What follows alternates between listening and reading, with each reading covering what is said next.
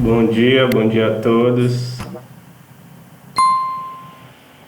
Pronto, pessoal, vamos continuar, né, o nosso assunto sobre gases e termodinâmica. Hoje, nessa semana, a gente vai ver algumas transformações gasosas que recebem nomes específicos. Energia interna é a primeira lei da termodinâmica. Certo? Então, qualquer momento de dúvida é só digitar no chat ou ligar o microfone que eu estou acompanhando.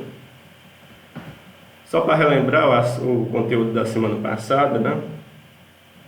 A gente viu até o trabalho realizado por um gás. A gente viu que o trabalho é a pressão vezes a variação de volume. Então só há trabalho quando o volume daquele meu sistema varia, ou aumenta ou diminui, né?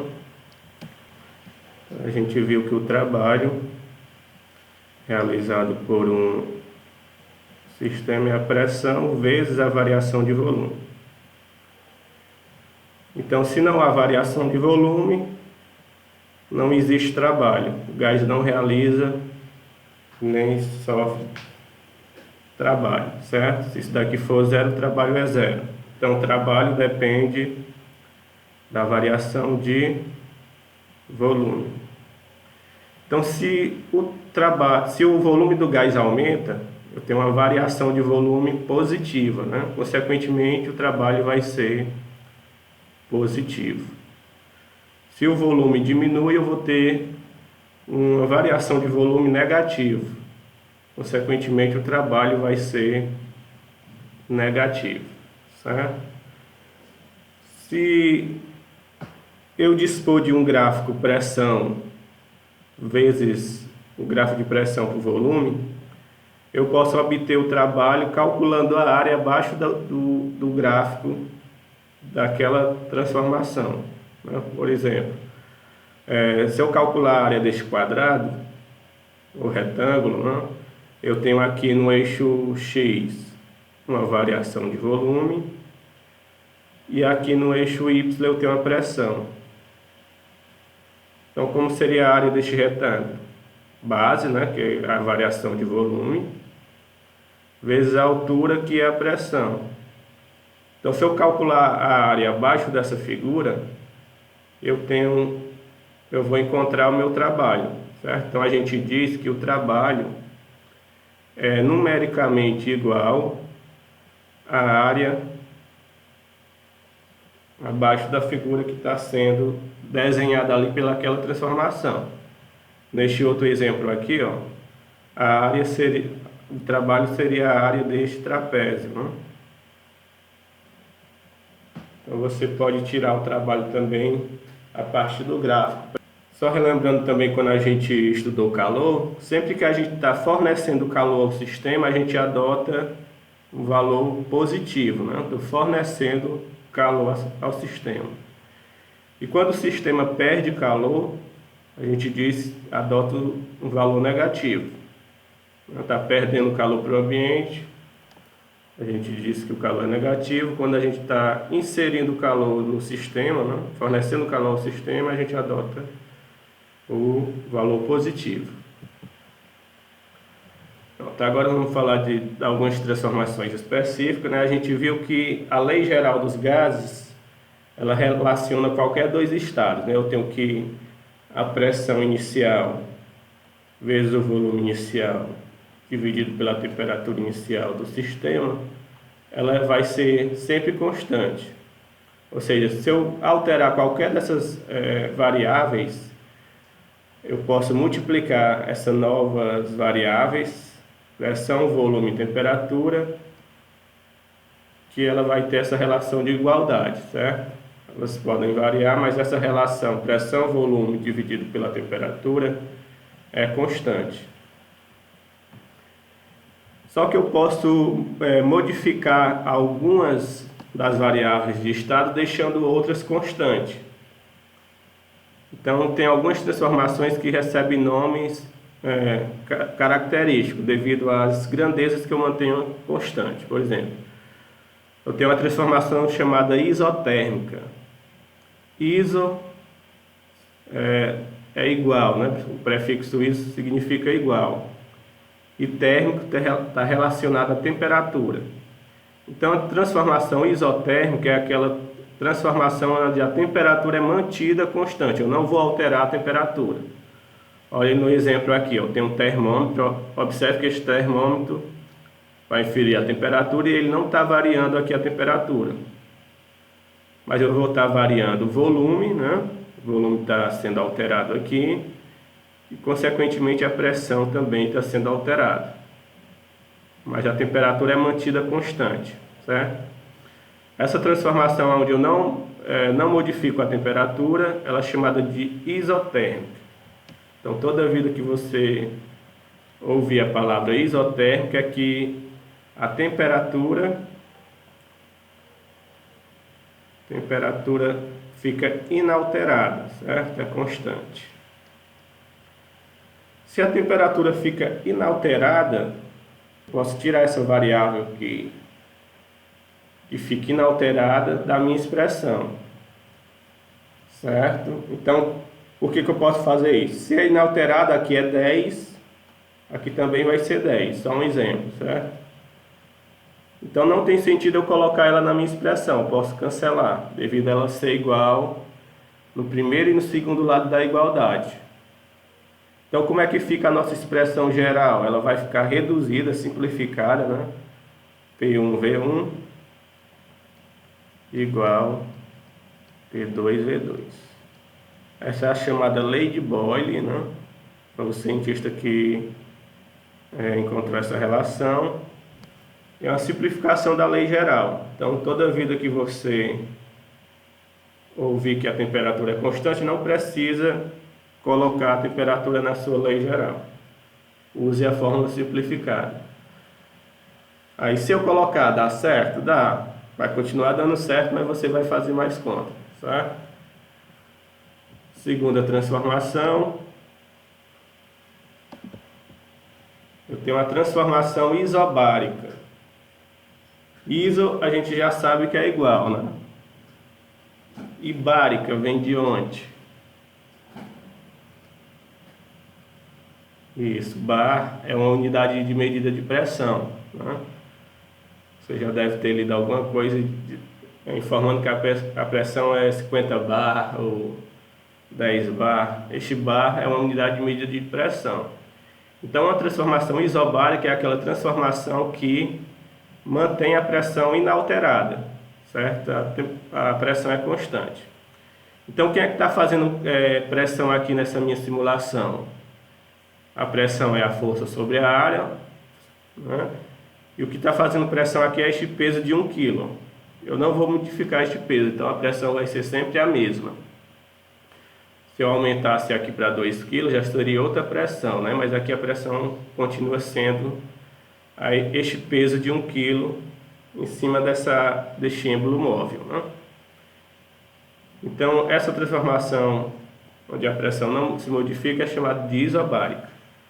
E aqui tem o gráficozinho dela. A pressão, ela está mantendo sempre este mesmo valor, né? Que é dado por pressão no ponto A, vai ser sempre o mesmo. Então, como é que vai ficar?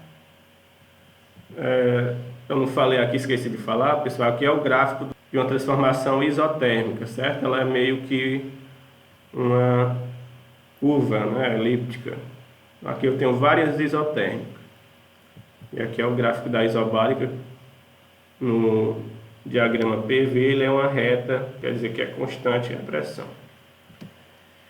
Então, como é que vai ficar a nossa lei geral aqui, simplificada? Eu vou tirar a pressão da minha lei geral. Então, a lei geral é P1V1 sobre T1, P2V2 sobre T2. Como a pressão não se modifica, não tem sentido eu deixar ela permanecer aqui na minha lei geral, né? Vou tirar a pressão aqui. Então vai ficar só V1 sobre T1 igual V2 sobre T2. Então, essa é a lei de Charles, que representa a transformação isobárica, certo? Então você já tem a ideia que toda vida que ele falar, né, que uma grandeza é constante, você pode tirar ela da minha lei geral e simplificar, né, deixando aquela variável que é constante de fora, né? Justamente porque eu posso cancelar no lado e no outro da igualdade. A terceira transformação típica, característica, é a transformação isocórica, isométrica ou isovolumétrica, certo? Essas três nomenclaturas se referem ao mesmo tipo de transformação. Exato. Transformação a volume constante, né? Então, sempre que você ouvir essas três nomenclaturas, se refere a uma transformação em que um volume é constante. Então, aqui eu tenho uma simulação, né? O volume é fixo, ó, ele não vai mudar, o volume desse cilindro não vai mudar, mas eu estou alterando aqui a pressão está se modificando, ó, e eu estou fornecendo calor. Se eu forneço calor, a temperatura também vai mudar. Então, o que está se mantendo constante aqui é só o volume. E aqui eu tenho um gráfico, né, um diagrama PV, um volume constante. Ó, ele é uma reta perpendicular ao eixo X, né, o eixo do volume. Isso quer dizer que qualquer ponto em cima dessa reta vai cortar o eixo X no mesmo valor, no mesmo volume. Então, como é que vai ficar a nossa lei geral aqui? Sem o volume, né, só tirar o volume. Vai ficar, exato, P1 sobre T1 igual P2 sobre T2. Então você tem aí três atalhos, né? Quando você tem uma grandeza constante, você tira ela da lei geral.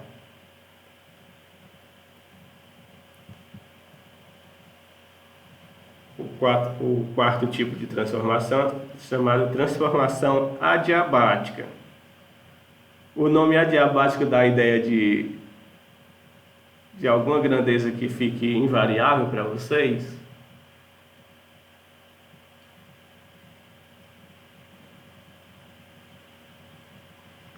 O A como prefixo significa o quê? Ausência, exato. Então aqui não tem, né? O A é não, ausência. E diabática, a ideia de alguma coisa.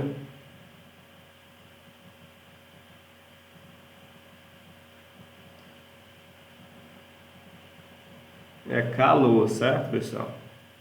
Essa adiabática não tem troca de calor. Ou seja, o meu sistema ele nem vai perder calor, nem vai ganhar calor, certo? Essa é a transformação adiabática. Isso, bárica é pressão, diabática se refere a calor, certo? Então aqui, ó, eu não consegui uma simulação, não só o que tem aí no livro de vocês. Eu vou só alterar o volume deste, como se tivesse aqui uma seringa, né? Se eu expando o volume, a temperatura vai diminuir, né? Eu tenho mais espaço para as moléculas se moverem. E quando eu comprimo o volume, estou aumentando a pressão e também a temperatura. O gráfico da adiabática ele é parecido com a isotérmica, ó, este gráfico aqui em vermelho, né? Só que ele decai com mais rapidez, né? A curva da adiabática é maior do que a da isotérmica. A gente vai ver isso, o porquê disso no final desses slides. E para finalizar as transformações, eu tenho uma transformação cíclica. Cíclica da ideia de ciclo, né? Eu vou voltar para o estado inicial. Então, uma transformação cíclica é aquela que eu saio de um ponto, vou modificando as minhas variáveis e volto para o mesmo ponto. Então, todas aquelas variáveis voltam aos valores iniciais. Então, é uma transformação cíclica. E eu posso encontrar o trabalho, numa transformação qualquer, a gente calculava a área abaixo da figura, né? E numa transformação cíclica, para encontrar o trabalho, eu calculo a área interna deste ciclo. Então, o trabalho aqui seria a área deste quadrado. Alguma dúvida até aí?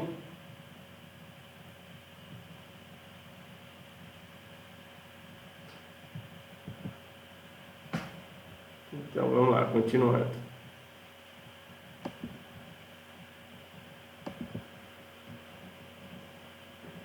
A gente viu que as partículas do gás elas estão em constante movimento, né? Ela tem um grau de liberdade maior do que no sólido e líquido, que faz com que ele tenha as características de um volume não definido e uma forma não definida também. Então, se eu liberar um gás no ambiente, ele vai ocupar a forma daquele ambiente e o volume daquele ambiente. E tudo que está em movimento tem um tipo de energia, né, pessoal? Energia cinética, energia de movimento. Então, essas partículas de um gás ideal, né, que a gente considera partículas, elas têm energia de translação, de vibração, de rotação. E se eu somar essas energias, eu tenho a chamada energia interna do gás. Tá? Então, a energia interna ela é a soma das energias associadas às moléculas e aos átomos do sistema. Todas essas energias de rotação, vibração, translação, se eu somar tudo isso, eu tenho a chamada energia interna daquele meu sistema. Como é que eu calculo a energia interna de um sistema? Ela é dada por essa expressão aqui, ó. Não vou deduzir porque ela é um pouco complicada de se entender ainda no ensino médio, então vou só apresentar para vocês. Então a energia interna de um sistema é dada por 3/2 do número de mols vezes a constante dos gases vezes a temperatura daquele sistema. Essa fórmula lembra alguma expressão para vocês? A gente já viu algo parecido? Exato, a equação de Clapeyron, né? Poxa vida, nunca rezei tanto. A diferença é que eu tenho aqui o 3/2 multiplicando essa minha expressão.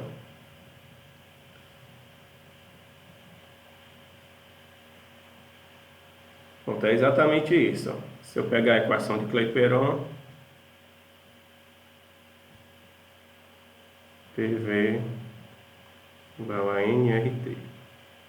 Então este meu segundo lado, ele tem as mesmas características do segundo lado da equação de Clapeyron, né? Pressão, volume, temperatura, só que está multiplicado por 3/2. Então se eu multiplico por 3/2 no primeiro lado da igualdade,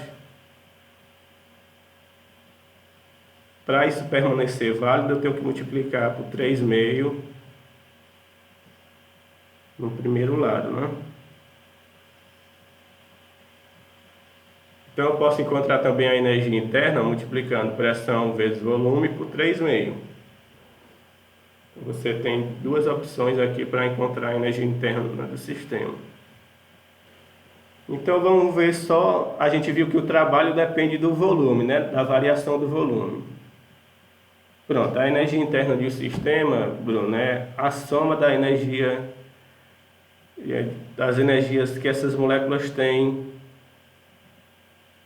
no sistema. É como se eu pudesse somar toda a contribuição de cada partícula, né, a energia de rotação, de translação, de vibração de cada molécula, de cada partícula do gás, eu tenho a chamada energia interna, certo? Ela é dada por essa expressão 3/2 de nRT.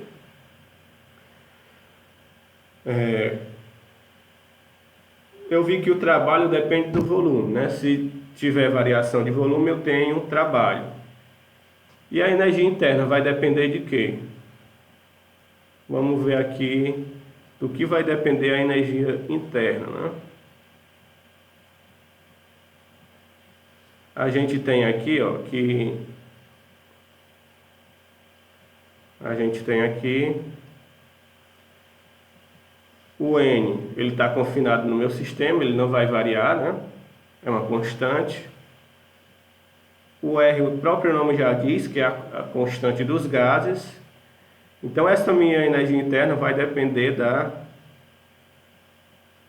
temperatura.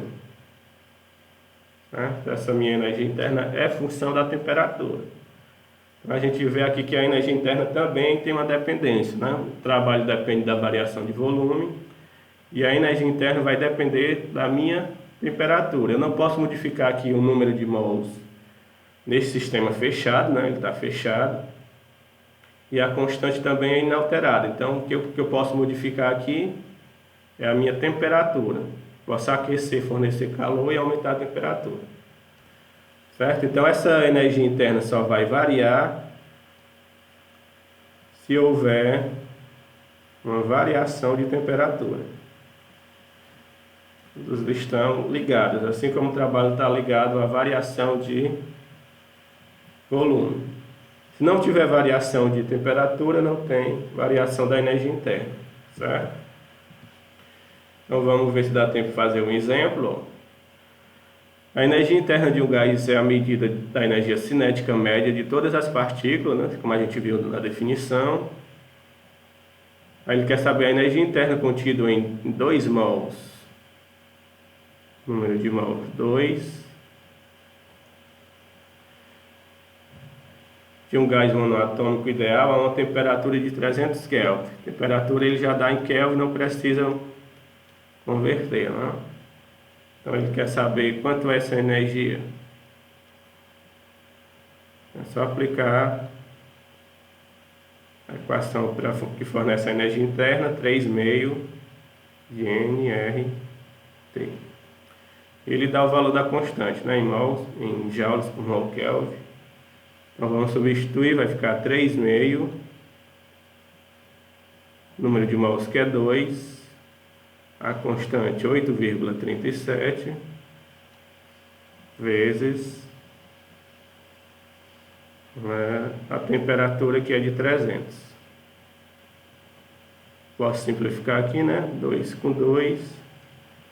Então minha energia interna vai ser o quê? 3 vezes 300 dá 900. 900 vezes 8,37 dá quanto? 7.533. Se eu colocar isso em notação científica, tem que colocar a vírgula deixando o número maior igual a 1 e menor do que 10, né? Então eu tenho que voltar a vírgula aqui 3 casas. Não vai dar 7, arredondando logo para 5, né? Se eu voltei 3 casas, eu tenho que acrescentar 10 elevado a 3 lá no expoente.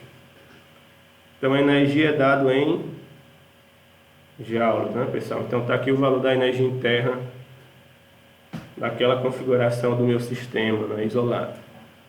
Seria o item A. Dúvidas aqui? Então, só para finalizar aí, pessoal, a gente viu que a energia interna depende da temperatura. Se a temperatura aumenta, eu tenho uma energia interna positiva, não? A energia interna também vai aumentar. E se a temperatura diminui, a energia interna também vai diminuir. E quando eu não tenho variação de temperatura, a variação de temperatura é zero, eu também não tenho a variação da energia interna. Certo? Ela vai permanecer com a mesma energia interna que eu tinha inicialmente. Então amanhã a gente dá continuidade, né, com a primeira lei da termodinâmica. Tem uma boa aula aí na sequência, pessoal.